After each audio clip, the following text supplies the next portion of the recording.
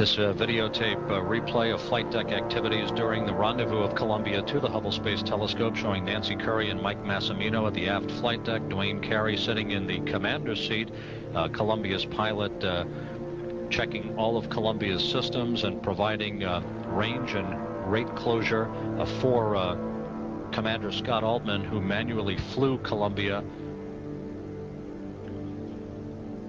the final 1,000 feet of the rendezvous. Houston, you go for step 2, external power activation.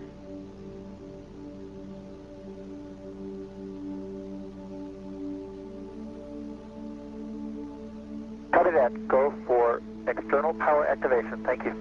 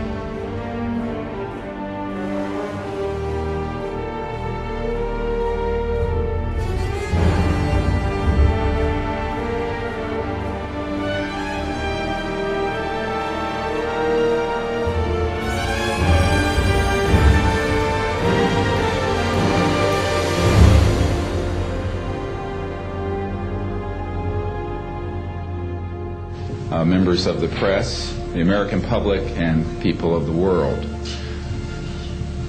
We are here today to disclose the truth about a subject that has been ridiculed and questioned, denied for at least 50 years. The men and women who are on this stage and the some 350 additional military intelligence witnesses to the so-called UFO matter and extraterrestrial intelligence can prove and will prove that we are not alone. I would like to thank Sarah McClendon, who is with us today, the famed White House correspondent, for her sponsorship of this meeting. Thank you very much, Sarah. In 1993, a group of military advisors to this project and I met out in the countryside in Virginia, and we decided that it was time for civilians, military, intelligence, and other people to come together to disclose the truth about the subject which is called UFOs. Since that time, I have personally briefed a sitting Director of Central Intelligence, James Woolsey, President Clinton's first CIA director. I have personally briefed the head of the Defense Intelligence Agency, the head of Intelligence Joint Staff, members of the Senate Intelligence Committee, many members of Congress, members of the European leadership, the Japanese cabinet, and others. And what I have found is that none of them are surprised that this is true, but they are uniformly horrified that they have not had access to these projects.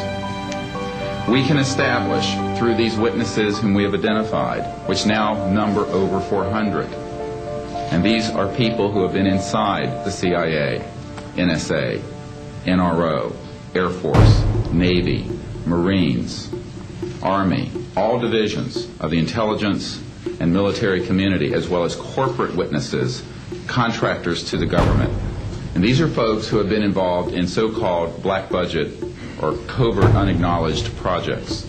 These unacknowledged special access projects are taking in at least $40 to $80 billion per year. And they are sitting on technologies that can change the world forever.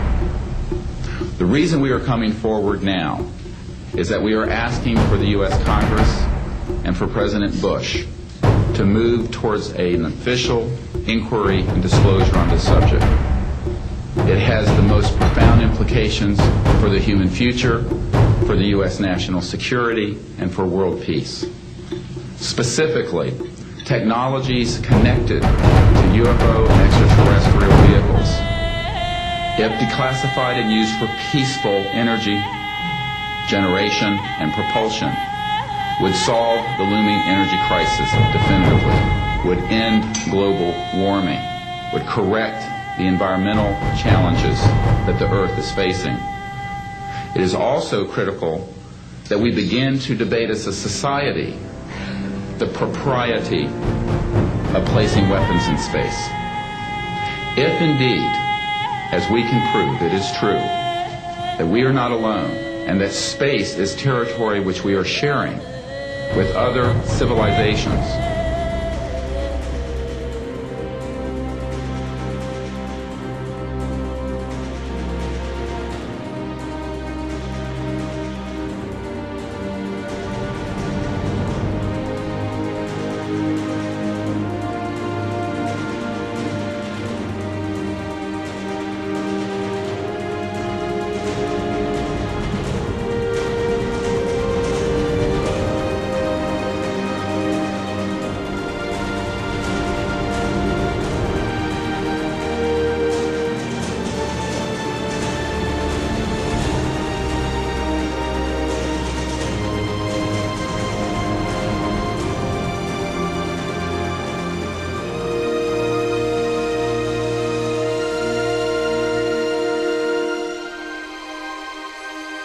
Good afternoon, everybody. I'm James Fallis from AmericasReport.com. We want to go ahead and tell you about some breaking news that we're just getting into our newsroom right now.